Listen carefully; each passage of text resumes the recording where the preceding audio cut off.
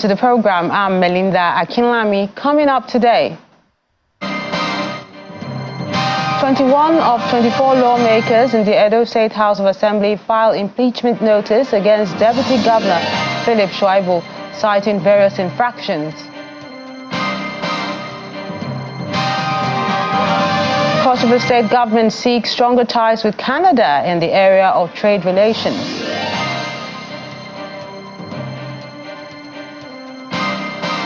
And Delta State government asks community leaders on conflict prevention to entrench sustainable peace and security in the state.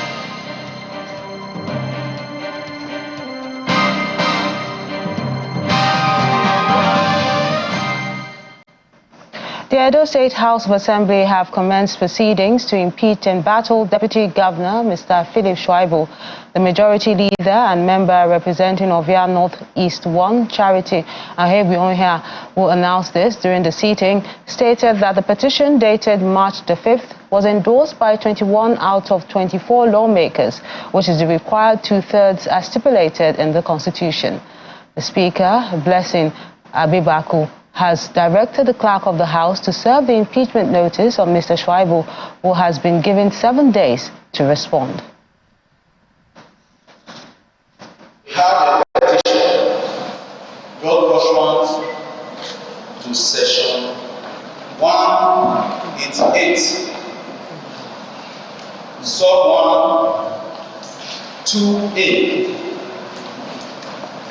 of the Federal Code of Nigeria. Mr. Speaker, the said petition is for an impeachment notice on the Deputy Governor of Edo State, Right Honorable Philip Shaibu. The said petition, sir, is sent by 21 members of the Edo State House of Assembly, which is by far above the one called requirement as stipulated in the Constitution of the Federal Republic. I hereby acknowledge the receipt of the impeachment notice dated 5th of March 2024. Clerk is hereby mandated to cause the service of this notice to the respondent, Deputy Governor of Edo State, Right Honorable Philip Shaibu, from and has 7 days to respond to this petition. Staying in Edo, but looking at health issues now, the state government has launched a new community-based emergency medical services with 24-hour toll-free numbers 112 and 739.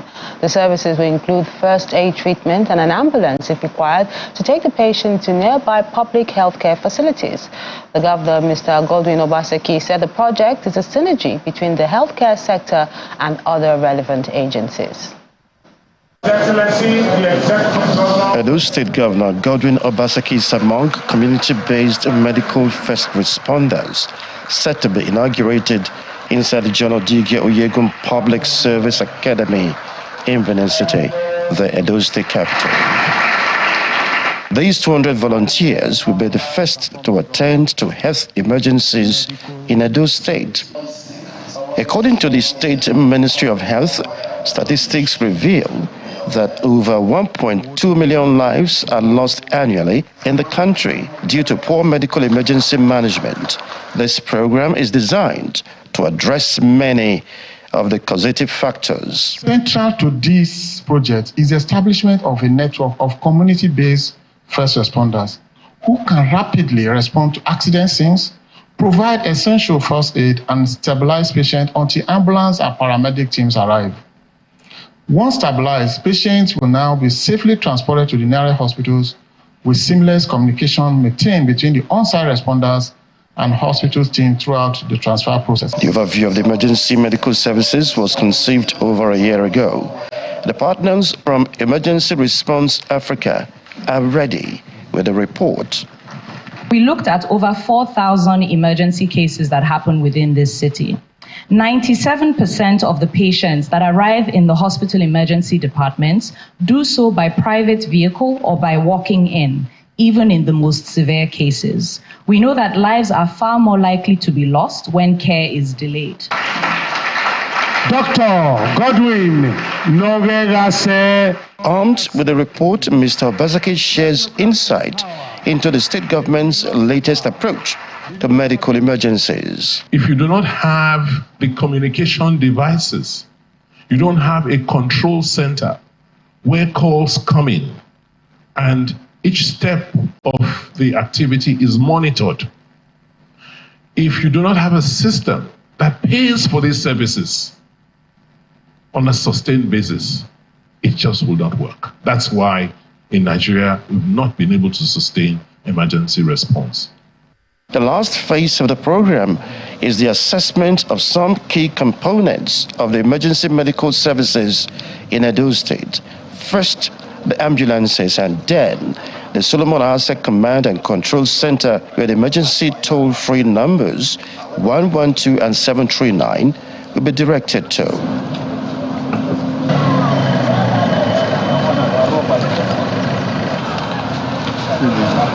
Meanwhile, the Edo State government says its desire to give quality and affordable health care to residents is based on providing well-equipped primary health care centers across the state.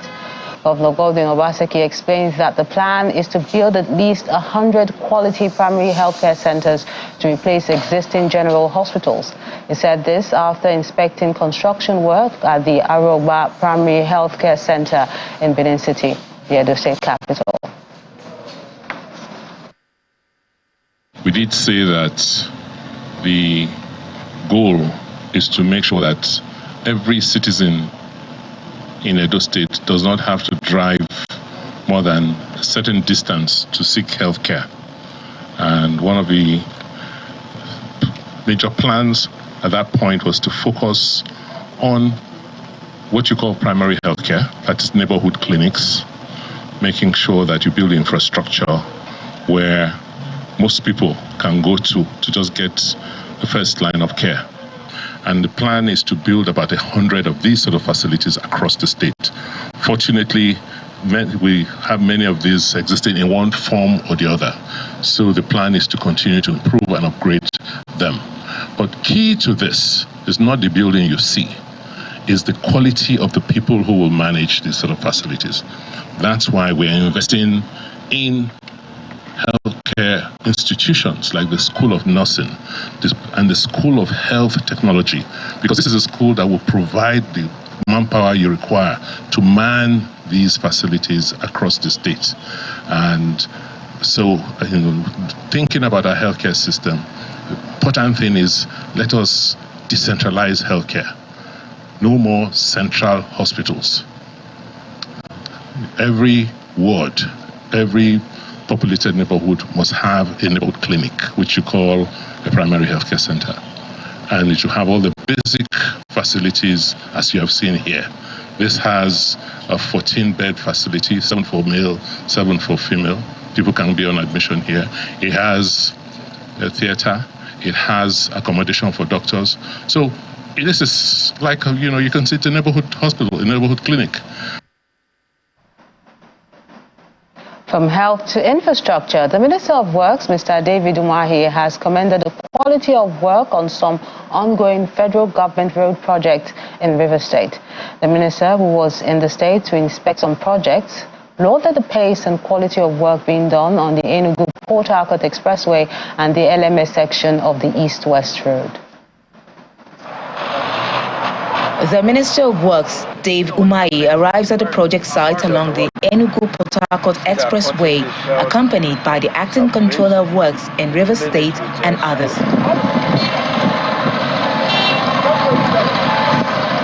This inspection visit allows him to interact with the members of the China Civil Engineering Construction Company and assess the quality of work. He requests that the contractors cut the asphalt so he can measure the thickness for himself. Satisfied, the minister commends the pace and quality of work being done.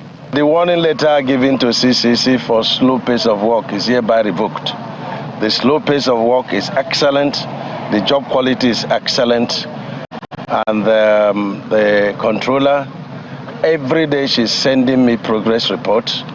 And I've told them in the office, if you are changing controllers, if she's acting, she continues to act until when she becomes substantive controller. Because she's doing very well, you don't change a winning team. So. From there, his entourage moves to the LMS section of the East-West Road, and once again, he commends the contractor for adhering to the specifications and gives assurances that the road will last between 50 to 100 years. You can see by yourself the quality of work being done. We are digging in some cases 1 meter, some cases 600 millimeter, some cases 30 cm. Depending on the depth we are digging, we're filling back with lumps. We're filling back with sharp sand and then stone base. And after 2 weeks, they will start laying concrete on it. If we have money after concrete, I can put asphalt for those who love asphalt so much. But the concrete will last between 50 and 100 years by what we are doing. Project engineers from both companies are confident of the high quality work, but they request for a better funding arrangement. This honorable ministry, Excellence, is a professional engineer. He knows everything, so nobody can cheat him.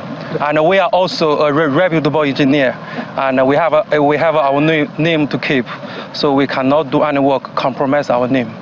First of all, I would like to appreciate the minister is come to visit our road, and he have like last time also he come to our road, like he appreciate the work from the RCC. Now what you talk about this road, we are finishing in next week. Probably we are going to open this one for the traffic. Mr. Umahi promises that the work will not only be completed in time, but will also be of the highest quality possible. Still in Rivers State, civil society organizations have raised concern over the transparency of the process regarding the planned divestment of assets from the Niger Delta. The group made this known during the presentation of a report on the effects of Shell's divestment on communities in the region. Our correspondent Charles Oporum has this report. Civil society organizations, non-governmental organizations, the media and other stakeholders gather in this conference room in Port Harcourt, the Rivers State capital. Among those present are the Stakeholders Democracy Network, who read out a report titled SOMO outlines the perceived lack of transparency on the announced divestment from the Niger Delta by Shell Petroleum. We are the region that lays the golden egg for this country. And that if things are not settled appropriately, if our land is not cleaned up, then there's going to be a problem. Today we launched an extremely important report, and this report provides evidence of how Shell has actually handled the divestment of its assets in a very, very non-transparent manner, in a manner that also endangers the future of communities. Weighing in remotely, an environmentalist raises questions about who will be responsible for cleaning up the Niger Delta after Shell leaves. We started this work with some questions because we were looking at how oil multinationals are divesting. And the big question is, who will be holding the oil assets when the music stops? People can argue, is it in 5 years, 10 years, 25 years? But it will pass away. The oil industry is on its way out. And our questions included, is big oil selling off its toxic assets now as the industry winds down? Is it keeping a financial interest without the legal obligations? And will producer countries like Nigeria end up with all the problems when oil finishes? And we have to say, and I don't think this is a surprise to any in the room, in the Niger Delta, it looks like the answer is yes. At the end of the session, some people share their thoughts on the issue, insisting on more transparency from the oil-producing company. We are depending on our environment. If our environment dies, we that depend on it will die. Now, the investment that we are saying, it is because it's irresponsible in the sense that we do not know who is going to take care of the mess that is left behind. Going forward, people are saying there should be a more robust engagement with all stakeholders so that The issues of divestment, they are beneficial also, you understand, more so you cannot tell somebody not to sell his company if he wants to, but let the process be transparent and then also address the underlying issues in the communities as far as oil pollution is concerned. The CSOs have assured residents that they will continue to engage with the federal government to improve the transparency of the divestment process. Charles Opurum, Channels Television News. Welcome back. In the alleged agreement to sell off Shell Petroleum Development Company assets to Renaissance African Energy, concerns have also been raised about the issue recently by an all-female civil society group from Ijaw-speaking extraction, demanding to be involved in the process. The leader of the group, Ankyo Break, says activities of SPDC and other oil companies have left rivers and farms contaminated, leaving most of the women without a source of livelihood. This latest attempt to sell off the onshore assets in our territory is yet another attempt to enslave, continue to impoverish our people, and steal the future of our children. Flowing from the foregoing, the coalition of Ijaw women voices call on, 1, all the women of all other ethnic nationalities in the Niger Delta to raise their voices to reject and resist this connivance between the federal government of Nigeria and the international oil companies to sell off the assets of our God-given resources to themselves. The Cross River State Governor, Mr. Abasio, too, has solicited for stronger ties and cooperation with the Government of Canada for economic development, human empowerment, and other mutual benefits. The governor made the call while playing host to a delegation from Action Aid Nigeria, led by the Country Director, Global Affairs Canada, and other development partners. He noted that Africa is the next emerging economy that must be considered for greater partnership, and lauded the tremendous efforts of the Canadian government in supporting women capacity and economic empowerment in the state. Thank you. For Canada, we would like us to build stronger ties. We share actually in many areas of the economy, and there are a lot that will be of mutual benefits to both countries. I think those relationships were there before, but somehow I don't know what sort of reduced the level of collaborations. We want to increase those collaborations. So when you go, apart from my warm felicitations to the High Commissioner, say that we are looking for proper bilateral economic discussions in terms of seeing the way forward. We know that Canada is very, very good right now in fertilizer. We want to share in oil and gas, ICT, and all other, even aviation, and all other areas which we want to collaborate. I believe in doing this, definitely it will add value to both economies. In Delta State, Governor Sharif Obiriwuri has called on residents to respect the peculiarities of the state, remain tolerant and moderate in social behaviors as part of strategies to entrench sustainable peace and security. This was revealed in a peace-building workshop organized by the Office of the Special Advisor to the Governor on Peace Building and Conflict Resolution, held at the Government House Annex Warri. Represented by the SSG, he asked communities to participate in crime prevention as individuals can become partners to prevent crime which arises from conflict. Delta State is made up of numerous communities of diverse ethnic and cultural backgrounds, and sharing boundaries sometimes leads to disputes and conflicts. In order to prevent such conflicts, this workshop, organized by the Delta State Office for Peace Building and Conflict Resolution, brings together traditional rulers and other stakeholders from the Urobo, Ishekiri, Isoko and Ijaw ethnic groups to seek ways of resolving disputes peacefully. The Office of the Special Advisor to the Government on Peace Building and Conflict Resolution is very interested in peace in our communities.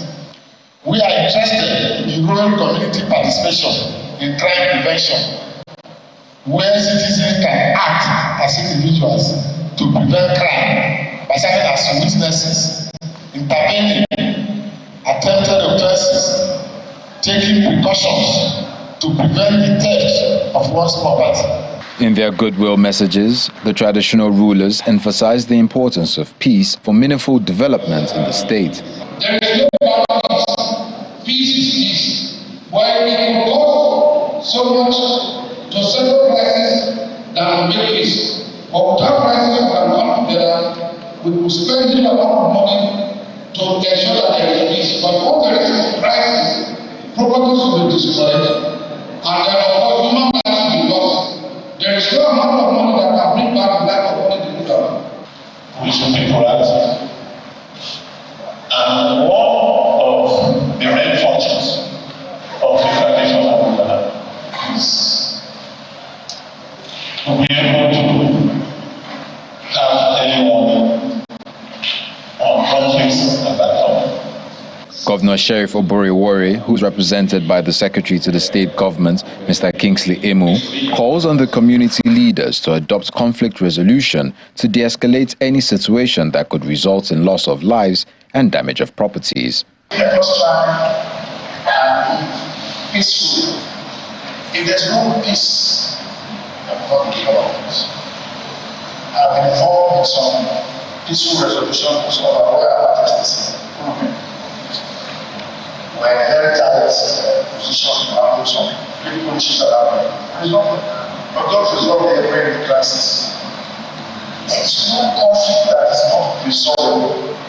It's just about commitment and political willpower to deal with it. With this conference and hopefully more in the future, residents of Delta State will be looking forward to sustained peace, resulting in growth and development in the state.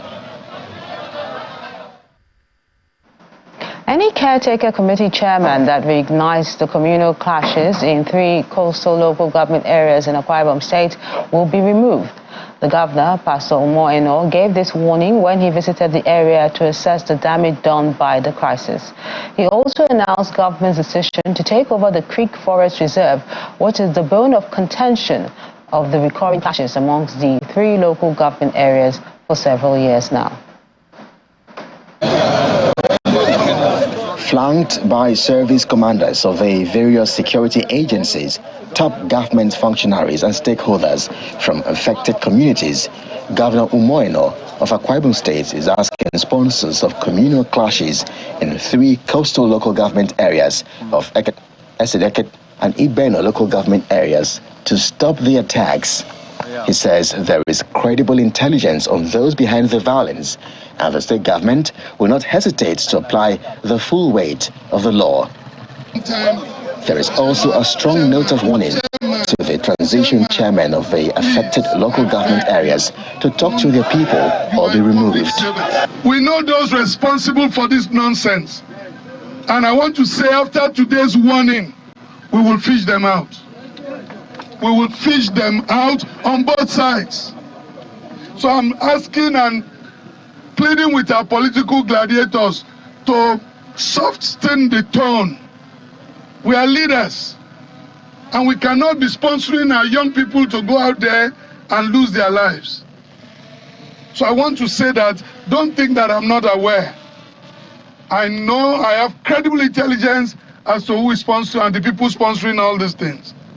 And after this warning today, if it happens again, you'll be shocked that government will call you out. Pick you, and that's it. And I want to say to the 3 local government chairmen, please, you have the responsibility to maintain law and order in your domain. If anything happens in your domain again, you know you are transition chair, I'll remove you immediately.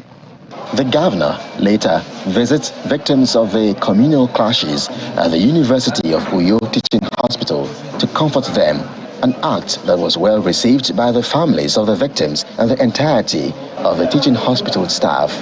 We have to honestly thank the service commanders who intervened promptly. Otherwise, I think what we are seeing today would have been worse, you know. So we thank them for their response time, their swiftness in curbing that.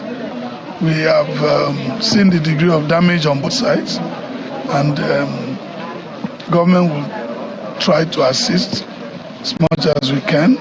In the meantime, a combined team of security personnel from all security agencies has been dispatched to keep peace in the affected areas. The Nigerian Army is taking significant steps to bolster the ethical conduct of its soldiers, especially in challenging terrains. This was reiterated during a workshop held for officers and men of the Nigerian Army 6th Division in Port Harcourt, River State, on transformational leadership and the Nigerian Army operational effectiveness. The training emphasized the importance of ethical behavior, the dangers of substance abuse, as well as maintenance of good conduct in the front line. I am particularly glad to see that the target audience for the seminar are the junior and middle cadre leaders of the Nigerian Army, and the focus is on leadership and effective followership at the tactical level, where battles and engagements are planned and executed to accomplish operational level objectives. Let me reiterate that it is at this level that we have you, participants, as frontline commanders whose duty it is to lead men, sustain their morale, motivate and continually maintain their fighting spirit in the most lethal and demanding operating environment. This seminar with the theme Transformational Leadership and the Nigerian Army Operational Effectiveness is therefore very timely, as all our formations and units are currently involved in various operations across the country. That's the program today. Thank you so much for watching. I'm Melinda Akinlami.